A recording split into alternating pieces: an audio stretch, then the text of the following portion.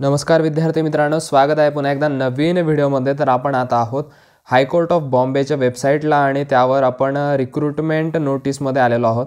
तर त्यामध्ये आपल्याला दिसत असेल तर यामध्ये आपण बघतोय की क्लर्कचे जे आहे तर नवीन ॲड जी आहे ती जाहीर झालेली आहे आणि त्या बाबतीतच आपण आजचा व्हिडिओ बघणार आहोत। तर व्हिडिओ शेवटपर्यंत बघा आणि बाकीच्या ज्या गोष्टी असतील तर ते जाणून घ्या। तर सर्वप्रथम व्हिडिओला लाईक करून द्या जेणेकरून बाकीच्या विद्यार्थ्यांपर्यंत सुद्धा हा व्हिडिओ पोहोचेल। तर बघूया नेमका किती पदांची जाहिरात असणार आहे, पदं एकूण किती असणार आहेत आणि कशा प्रकारे बाकीच्या अटी त्यामध्ये असणार आहेत।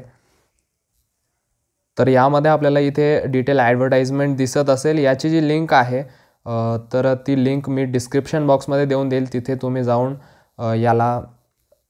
या वेबसाईटला व्हिजिट करू शकणार आहात किंवा मग इथे अप्लाय ऑनलाईन आपल्याला दिलेला आहे, तर या वेबसाईटला जाऊन तुम्ही अप्लायसुद्धा करू शकणार आहात।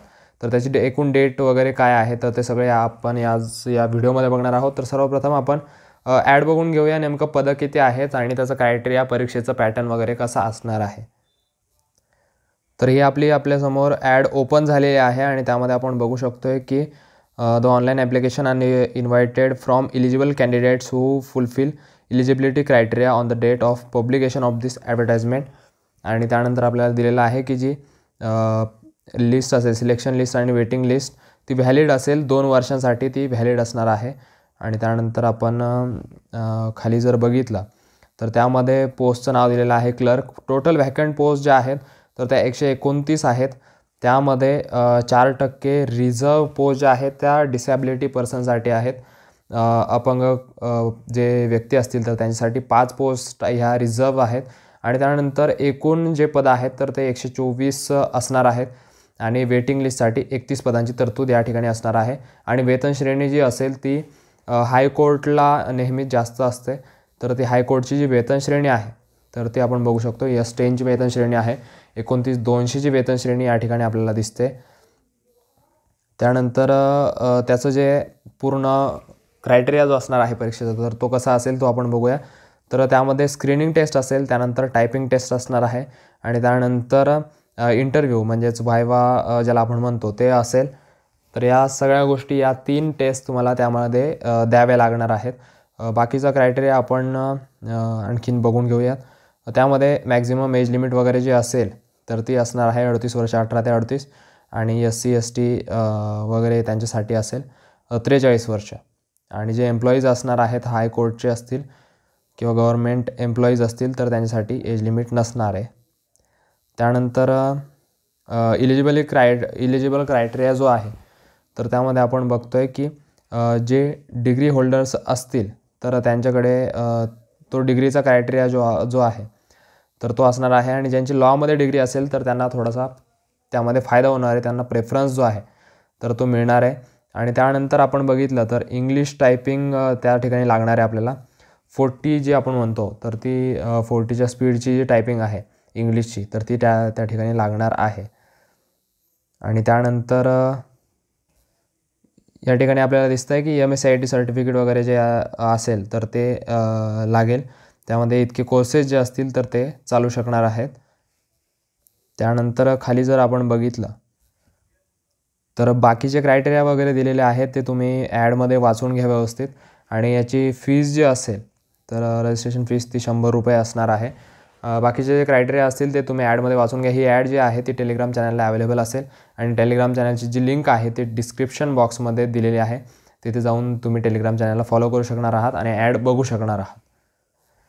आणि त्यामध्ये आपला फॉर्म भरण्याची जी डेट असेल तर ती 22 जानेवारीपासून सुरू होणार आहे, तर 5 फेब्रुवारीपर्यंत असणार आहे। संध्याकाळी 5 वाजेपर्यंत 5 फेब्रुवारीला त्याची डेट जी आहे तर ती असणार आहे।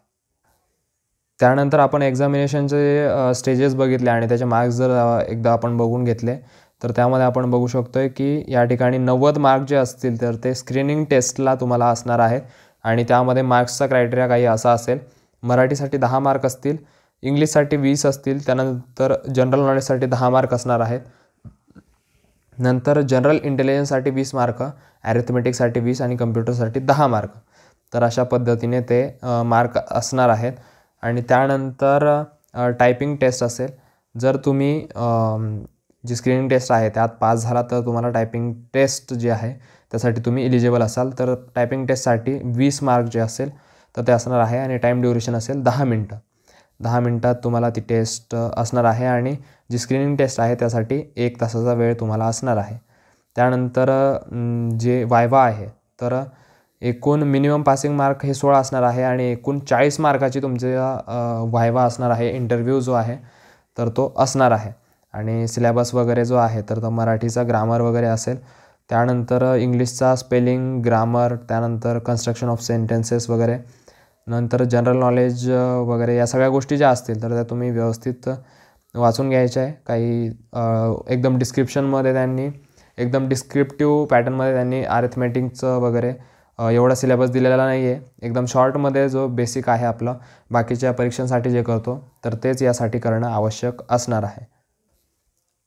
आणि त्यामध्ये अजून एक अट अशी आहे की आपण रजिस्ट्रेशन फीस म्हणून फक्त 100 रुपये देणार आहोत आणि त्यानंतर कॅन्डिडेटची एक शॉर्ट लिस्ट जी आहे तर ती पुन्हा लागणार आहे. आपण या ठिकाणी खालचं जर सी पॉईंट वाचला तर त्यामध्ये आपण दिसून येतं आहे की after publication of list on official website of Bombay high court only short listed candidate shall pay a sum of 400 towards examination fee by online mode only. The fee shall not be refunded in any केस.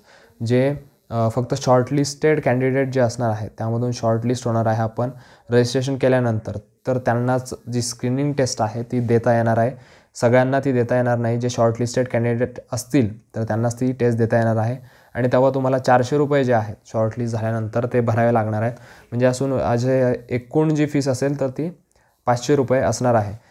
याबाबत तुमचे अजून काही प्रश्न जर असतील तर तुम्ही comment सेक्शनमध्ये मला नक्की कळवू शकणार आहात. व्हिडिओ आवडला असेल तर लाईक नक्की करा आणि अशाच नवीन माहितीसाठी चॅनलला सबस्क्राईब करायला विसरू नका, जेणेकरून नवीन अपडेट जे आहेत तर ते तुमच्यापर्यंत पोहोचत राहतील. चला भेटूया अशाच नवीन इन्फॉर्मेटिव्ह व्हिडिओसह. तोपर्यंत काळजी घ्या आणि तुम्हाला ऑल द बेस्ट.